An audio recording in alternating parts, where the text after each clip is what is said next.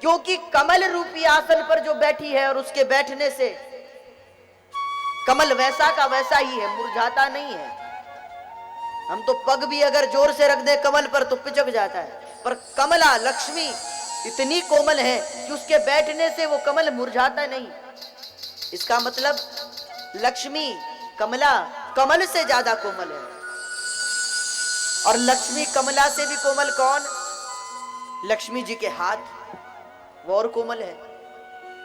और अपने कोमल हाथों से जब लक्ष्मी जी भगवान के चरण को दबा रही होती, चरण दबाती है ना, तो भगवान के चरण लाल लाल हो जाते, मानो किसी ने बड़ी जोर से चरण पकड़ लिया। और भगवान बार बार कहते, लक्ष्मी जी जरा थोड़ा धीरे से पग दबाओ। एक बार तो लक्ष्मी को भी शंका हो गई कि भाई ये तो इतने कोमल हैं, कभी वैकुंठ में किसी ने आक्रमण कर दिया तो इन्हें तो तुरंत ही कोई भगा देगा, और तो हम कहां जाएंगे। तब भगवान ने जब वाराह रूप धारण किया तो लक्ष्मी जी को बताया, लक्ष्मी हम कोमल से भी कोमल हैं और कठोर से भी कठोर हैं।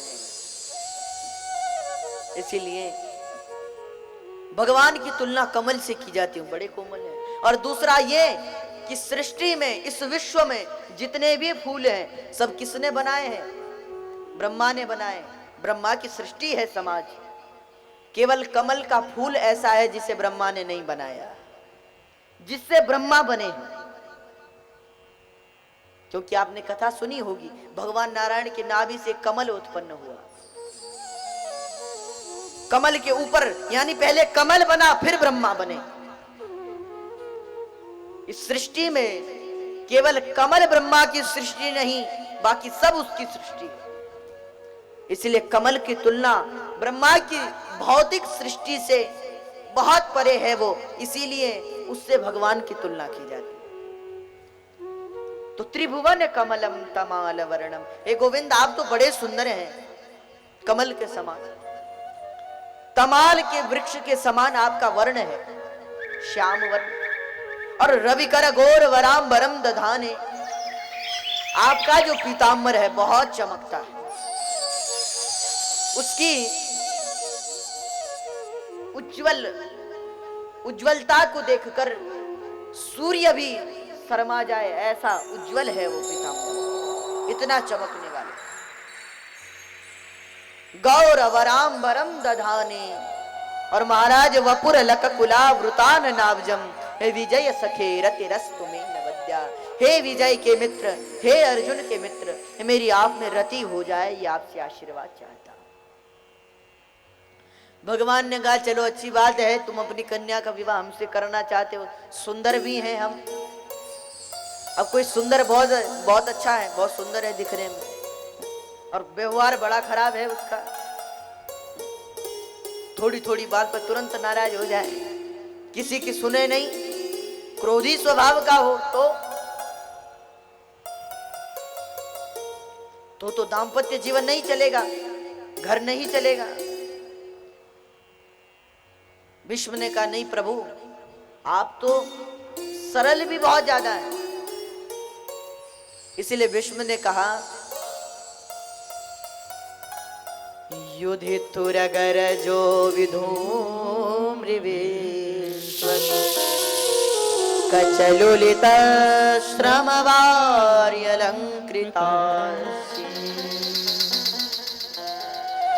युधितुरगर जो विधूम्रिवेश्वर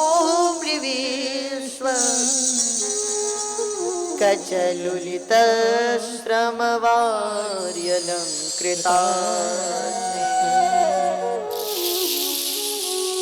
मम निशितशरैरविद्यमानः त्वचि विलसत् कवचेस्तु कृष्ण, त्वचि विलसत् कवचेस्तु कृष्ण। आप लोगों ने कभी ये देखा कि मालिक अपने सेवक से कहें कि भाई ऐसा काम कर दो और सेवक कर दे, ऐसा देखा होगा? या मालिक अपने ड्राइवर को कहें कि भाई चलो गाड़ी ले आओ, तो ड्राइवर जल्दी से चला कर ले आए, महाराज बैठो, ऐसा देखा? भाई देखा तो होगा, कहीं तो देखा होगा। अब मालिक सेवक से कहे भाई इधर चलो, तो सेवक तुरंत गाड़ी उधर मोड़ ले, महाराज ठीक।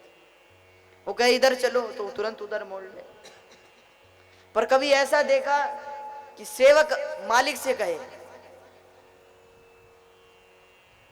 कि चलो गाड़ी ले आओ, इधर जाना है, कभी ऐसा देखा? वो तो तुरंत नौकरी से निकाल देगा उसे।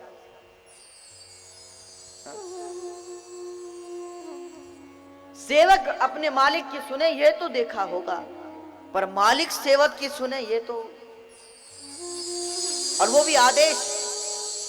कोई प्यार से कहे कि महाराज इधर जाना है तो चल भी रहे, और कोई कहे कि उधर चलना है, मालिक कहे तुम नीचे उतर जाओ। पर लेकिन भगवान कैसे स्वभाव है, कैसे हैं भगवान, क्या स्वभाव है उनका। महाभारत के युद्ध में अर्जुन के सारथी हैं। हाँ, अब जब सारथी हैं तो अर्जुन ने इशारा किया भगवान को, सेनयोर उभयोर मध्ये रथम स्थापयाम्युत। ए अच्युत, दोनों सेनाओं के मध्य में जाकर मेरे रथ को स्थापित कर दो, आदेश किया। कोई और होता तो तुरंत उतर कर कहता खुद ही चला लो, तुम्हारे नौकर थोड़े ही हैं हम, द्वारिकाधीश है, भगवान है।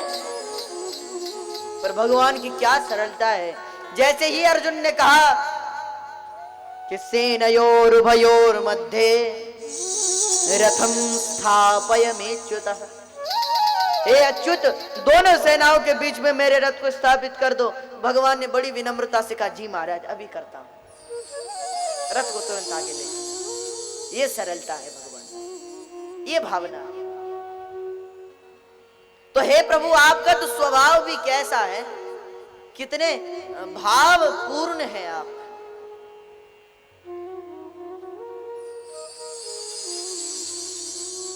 और महाराज युधितुर घर जो विधुम्र विश्व कचलुलित श्रम वारी अलंकृता,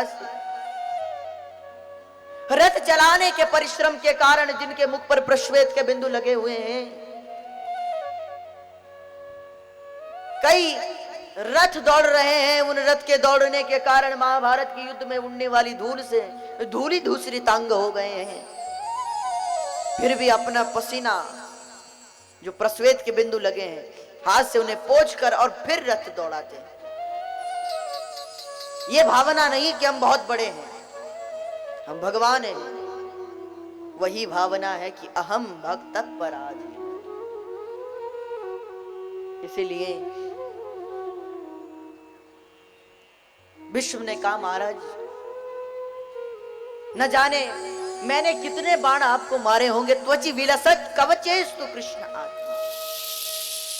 भाई जब अर्जुन से युद्ध किया होगा तो एक दो बाण इधर उधर जाकर आपकी भी लग गया होगा। सारथी को तो बाण मारे ही जाते हैं, तो पहले तो आपके ही लगा होगा, तो आगे तो आप हैं सारथी। इसलिए हे महाराज,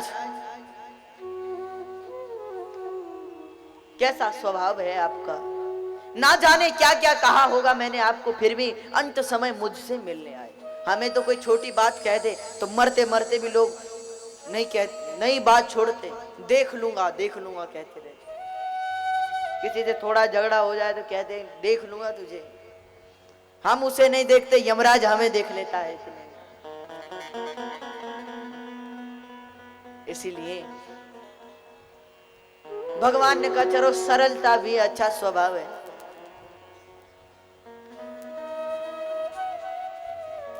और बल ना हो तो, शक्ति ना हो, भाई अच्छी बुद्धि भी है, वो सरलता है, सरल स्वभाव है, सुंदर भी है, और बिल्कुल शक्ति नहीं, पड़े हुए एक तरफ, तो उसका क्या फायदा। शक्ति भी होनी चाहिए। तो भीष्म बोले प्रभु आप में तो शक्ति भी बहुत है। सपदि सखी वचो निसम्य मध्ये निज बलयोर बलयोरथम निवेश। सपदि सखी वचो निसम्य मध्ये निज बलयोर्बलयोरथं निवेश्य स्थितवती परसैनिकायुरक्षिणा ऋतवती पार्थ सखेरतिर्ममस्तु ऋतवती पार्थ सखेरतिर्ममस्तु। अरे सपति सखी वचो निसम्य मध्ये निज बलयोर्बलयोरथं निवेश्य स्थितवती परसैनिकायुरक्षिणा ऋतवती पार्थ सखेरतिर्ममस्तु। अरे आपको तो अस्त्र उठाने की आवश्यकता ही नहीं, लड़ने की आवश्यकता ही नहीं, दृष्टि मात्र से कौरवों की आयु को हरने वाले, दृष्टि मात्र से, केवल देखने से ही कौरवों की आयु को क्षीण कर देने वाले, हे पार्थ के सखा, मेरी आप में मति, मेरी आप में ही गति हो जाए, मेरी आप में ही मति रम जाए। भगवान ने कहा चलो, बल भी है, स्वभाव भी अच्छा है, दिखने में भी सुंदर है, और ज्ञान पढ़ा लिखा ना हो तो बिल्कुल बहुत अच्छा है, दिखने में भी बल भी खूब है, स्वभाव भी अच्छा है और पढ़ा लिखा नहीं है, तो सब बेकार हो जाएगा। और हमने तो जीवन भर गाय ही चराई है, पढ़े लिखे हैं नहीं हम। विष्णु बोले महाराज आपसे ज्यादा पढ़ा लिखा और कौन होगा। भगवान के हमने तो 64 दिन ही विद्या अध्ययन करने गए। भगवान केवल पूरी जिंदगी में 64 दिन स्कूल गए, 64 दिन, और 64 दिन में ही 64 विद्याओं का अध्ययन कर लिया। तो महाराज हम कहाँ और आप कहाँ। आप कह रहे हैं भगवती सात्वत पुंगवे विभुम्नि, बुद्धि बड़ी ज्ञानी है और हम बड़े मूर्ख हैं। विष्णु ने कहा नहीं प्रभु, आप बहुत ज्ञानी हैं। अरे अर्जुन को जब दोष बुद्धि हुई, व्यवहित प्रोतना मुखम निरीक्ष्य स्वजन वधाद्युमुखस्य दोष बुद्ध्या। कुमति हुई अर्जुन को, दोष बुद्धि हुई, ये मेरे हैं, मैं इनका हूं।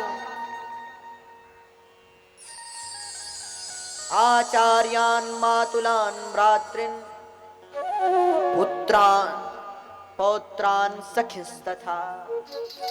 जब अर्जुन ने देखा कि ये मेरे कोई गुरुदेव है, कोई भाई है, कोई भाई का लड़का है, पुत्र लगता है, कोई पौत्र है, ये सब रिश्तेदार हैं, सगे संबंधी हैं, भगवान के सामने अर्जुन ने धनुष, गिर गया गांडीव, और हाथ खड़े कर अर्जुन ने कहा मैं नहीं युद्ध करूंगा। अरे महाराज, अगर इन्हें मारने से मुझे त्रिलोक का राज्य भी मिल जाए तो भी मैं इनकी हत्या नहीं करूंगा, तो केवल हस्तिनापुर की तो बात ही क्या है। इसलिए गोविंद मैं युद्ध नहीं करूंगा, क्योंकि ये मेरे हैं। दोष बुद्धि हुई अर्जुन को। तब आपने ऐसा गीता का ज्ञान दिया, ऐसी गीता सुनाई। गीता सुनकर अर्जुन ने कह दिया करिष्ये वचनम तव, जैसा आप कहेंगे मैं वैसा ही करूंगा। तो आप जैसा तो ज्ञानी भी कोई नहीं। जिस गीता में बड़े बड़े वेदांती फंस जाते हैं, आपने उसे बड़ी सरलता से सुना दिया, समझा दिया। महाराज मैं चाहता हूं आप में ही विवाह हो जाए। भगवान ने कहा चलो, सुंदरता भी है, स्वभाव भी अच्छा है, ज्ञान भी है, बल भी है, और स्नेह ना हो, स्नेह भी होना चाहिए। विष्णु ने कहा प्रभु आप तो स्नेही भी बहुत हैं, क्योंकि याद आई दादा भीष्म को महाभारत के एक प्रसंग की। स्वनिगममपहाय मत्प्रतिज्ञा मृतमधिकरतुमवाप्लुतो रथस्थ धृतरथ चरणोऽभ्ययाचलद गुह हरिरिवहन्तुमिभं गतोत्तरीय हरिरिवहन्तुमिभं गतोत्तरीय। याद आई दादा भीष्म को प्रसंग की। भीष्म भीष्म ने कहा महाराज आपका जो स्वभाव भी कैसा है, स्नेही भी कैसे है, भक्त की प्रतिज्ञा बचाने के लिए अपना मान टले टले जाए पर भक्त का मान न टलते देखा। अपना मान टल जाए पर भक्त का मान न टले। ऐसे आप याद होगा गोविंद आपको उस प्रसंग की, महाभारत का एक प्रसंग है। कहते हैं एक बार भगवान ने कहा कि एक तरफ हम रहेंगे और एक तरफ सेना, तो दुर्योधन ने सेना ले ली, अर्जुन की तरफ भगवान आ गए। भगवान ने प्रतिज्ञा की थी कि हम अस्त्र तो उठाएंगे नहीं। ये बात जब दादा भीष्म को पता चली कि भीष्म कृष्ण ये कह रहे हैं कि हम बिना अस्त्र शस्त्र उठाए ही पांडवों को विजय दिला देंगे, तो आंखें लाल हो गई भीष्म की, क्रोध आ गया और बड़े बड़े योद्धाओं के सामने भीष्म ने प्रतिज्ञा कर ली कि वासुदेव कर चक्र न धरही, तुमको मुख न दिखाऊं, लाज तहे मेरी गंगा जननी, संतन सुत न कहा। वासुदेव कर न चक्र धरही, तुमको मुख न दिखाऊं, लाज तहे मेरी गंगा जननी, संतन सुत न कहाऊं। अगर मैंने भी वासुदेव श्री कृष्ण के हाथ में अस्त्र धारण नहीं करवा दिया तो मैं भी गंगा और संतनु का पुत्र नहीं, ये प्रतिज्ञा ले ली। प्रतिज्ञा कर दी भीष्म ने। इधर 1 दिन 2 दिन 3 दिन कई दिन बीत गए युद्ध के। पांडव विजय प्राप्त करने लगे और कौरवों की दिन प्रतिदिन हार होने लगी। हार से हैरान दुर्योधन ने आज सारी सभा को उपस्थित करवाया, सबको बिठाया, बड़े बड़े महापुरुषों को,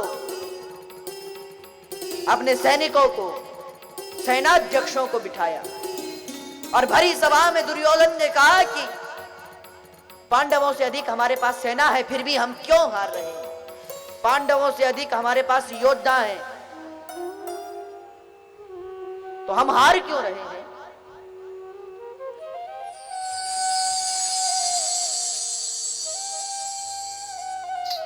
उनके पास तो अत्र सूरा महेश्वासा भीमार्जुन समायुधे, युयुधानो विराटश्च द्रुपदेयाश्च महारथा। ज्यादा बड़े बड़े योद्धा नहीं, कम है। और हमारे पक्ष में दादा भीष्म, भवान भीष्मश्च कर्णश्च कृपश्च समितिंजय, बड़े बड़े योद्धा हैं, फिर भी हमारी हार हो रही, क्या कारण है? लगता है आप लोग कोई मन देकर नहीं लड़ रहा। और भीष्म की ओर तिरछी नजर कर कर दुर्योधन ने कहा, अरे खाते हमारा है और भला चाहते हैं पांडवों का। क्रोध आ गया दादा को, आंखें लाल हो गई। दुर्योधन कैसी बात करते हो? अगर ऐसा ही हमें करना होता तो पहले ही पांडवों की सेना में चले जाते और ज्यादा भय है तुझे मृत्यु का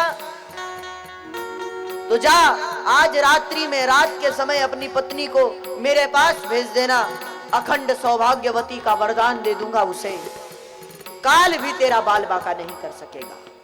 भेज देना भानुमति को आज। दुर्योधन बड़ा प्रसन्न हुआ। दुर्योधन ने कहा, दादा जी हम चाहते हैं आपको क्रोध आए, क्योंकि जब तक आपको क्रोध नहीं आएगा हमारी विजय नहीं हो सकती। और अगर एक बार क्रोध आ गया तो एक क्या 1000 अर्जुन भी आपके सामने फेल। ये कहकर दादा वहां से चल पड़े। रात्रि हुई। अब कहते हैं ना कि जिन बच्चों का घर स्कूल के बगल में होता है वो स्कूल में ज्यादा लेट पहुंचते हैं, और जो स्कूल से काफी दूर है वो पहले ही पहुंच जाते हैं। इधर भानुमति तो ये सोचकर बैठी रही कि भाई दादाजी बगल में ही है, कभी भी चले जाएं आशीर्वाद लेने, कुछ देर में चलेंगे। और यहां भगवान कृष्ण को खबर पता चल गई, वो अंतर्यामी, तो भगवान के पेट में दर्द होने लगा। कि अगर आशीर्वाद भानुमति को मिल गया तो बड़ी गड़बड़ हो जाएगी। परेशान होकर भगवान रात्रि में एक मैली धोती पहनी, फटी हुई पगड़ी डाली, द्रौपदी के कक्ष में आए, अंगूठा पकड़ा, उसके पग का खींचा। द्रौपदी उठ। कौन है? द्रौपदी ने कहा। भगवान ने कहा मैं कृष्ण। भैया इतनी रात गए? अरे बोले जल्दी तैयार हो। कहाँ? दादा भीष्म के पास चलना है। क्यों? आशीर्वाद लेने। तो इतनी रात गए? भगवान ने कहा द्रौपदी तू प्रश्न बहुत करती है, अभी चल। द्रौपदी चल पड़ी। हाथ में भगवान ने लालटेन ली। चले दोनों। रास्ते में सारा प्लानिंग की थी कृष्ण ने, वो सब समझा दी द्रौपदी को। जाना, आशीर्वाद लेना और बताना मत कि कौन आया। आशीर्वाद लेकर बाहर। बाद में जब भानुमति जाएगी प्रणाम करने तो दादा कहेंगे भाई अभी तो आशीर्वाद दिया था। तो भानुमति कहे वो तो मैं नहीं थी। तो दादा अपने सैनिकों से पूछे थे जो पहले आई थी वो कौन थी, तो पता चलेगा कि वो तो द्रौपदी थी। तो सब बात बराबर हो जाएगी। बोलना मत, चुपचाप जाकर आशीर्वाद लेकर आ। द्रौपदी ने कहा। द्रौपदी ने कहा अगर कोई पूछे साथ में कौन है, भगवान ने कहा कह देना नौकर साथ आया है। द्रौपदी ने कहा हे गोविंद मैं आपको नौकर कैसे कह। भगवान ने कहा द्रौपदी कह देना अभी चल। चल पड़े दोनों। सैनिकों ने कहा कि महाराज द्रौपदी जी तो अंदर जा सकती हैं, ये दूसरा कौन है? द्रौपदी भगवान के पास आई। सैनिक पूछ रहे हैं कौन है, बता दूं? भगवान बोले बताना मत। तो बोले बिना परिचय के आप अंदर नहीं जा सकते। तो भगवान ने कहा तो ऐसा है तुम अकेली चली जाओ, वहां कौन सा युद्ध लड़ने जाना है, आशीर्वाद तो लेना है। तो द्रौपदी ने कहा ठीक है मैं अकेली जाती हूँ। अंदर चल पड़ी द्रौपदी। दादा ने सोचा भानुमति है तो माला आंख से लगाकर रखी और अपने तेज को एकत्रित कर कर द्रौपदी को आशीर्वाद दिया। अखंड सौभाग्यवती भव। जैसे ही आशीर्वाद मिला फूली न समाई द्रौपदी। घूंघट हटाया। दादाजी कल 5 में से भी एक का बाल बाका नहीं होना चाहिए। दादा कहे द्रौपदी तुम यहाँ? मैंने तो भानुमति को बुलाया था। द्रौपदी बोली दादा क्या मैं आपके आशीर्वाद की अधिकारिणी नहीं? दादा ने सोचा कि चलो भगवान मेरी वाणी को असत्य नहीं करना चाहते थे, जिसे मिलना था उसे ही आशीर्वाद। अब भानुमति को तो दे नहीं सकता दुर्योधन की पत्नी को।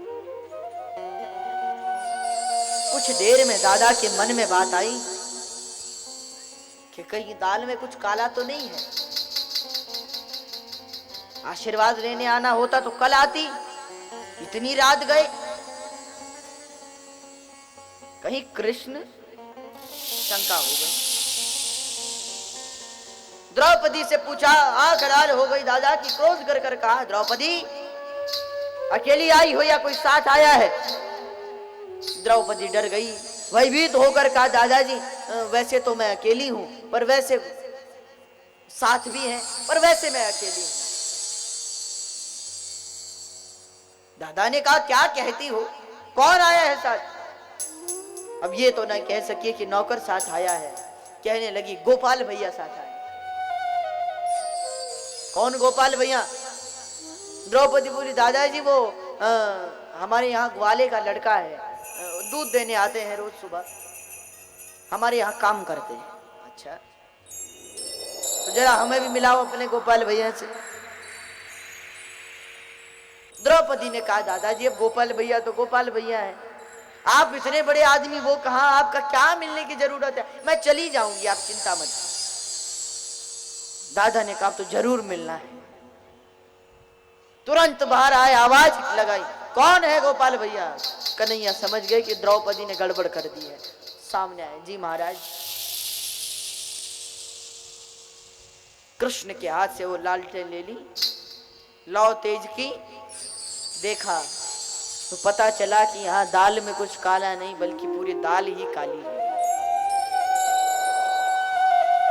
दादा ने डांटते हुए कहा छलिए ऐसे ही काम है तेरे, दुर्योधन को तू नहीं छोड़ेगा। पूरा विचार बनाकर आया है उसे मारने के लिए। भगवान ने द्रौपदी का हाथ झट से पकड़ा और भगवान भागे। दादा ने कहा यहां से तो भाग गया, कल युद्ध भूमि से कहां भागेगा, कल बताता।